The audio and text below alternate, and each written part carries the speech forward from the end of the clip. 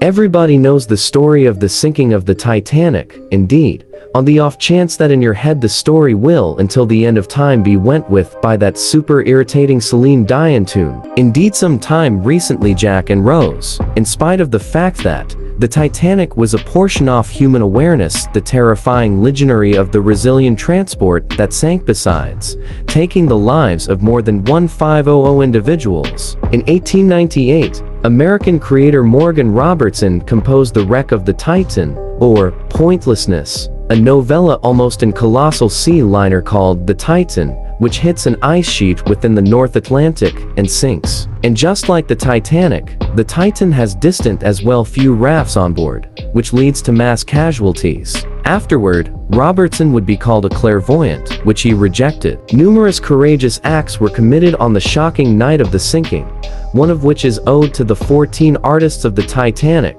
Theodore Brayley, Roger Bercou, John Clark, Wallace Hartley, John Woodward, Percy Taylor, John Hume, and Georges Crins. All of these men were heroes and have been remembered for their activities. After hearing that the dispatch was sinking, they acknowledged their fate and in arranged undertake and settle the freezing and tormented travelers. In their last hours, they played their rebellious with incredible power, strong and disobedient of the cold waters coming to claim them. Researchers presently accept that a full moon abnormally near to soil may have contributed to the sinking of the incredible dispatch. As National Geographic's Richard A. Lovett composed, that full moon, on January 4, 1912, may have made abnormally solid tides that sent a flotilla of ice sheets southward. Fair in time for Titanic's lady voyage, he included that it was the closest lunar approach since the year 796. The air on the night of the sinking may have made it troublesome for the group to spot the ice sheet,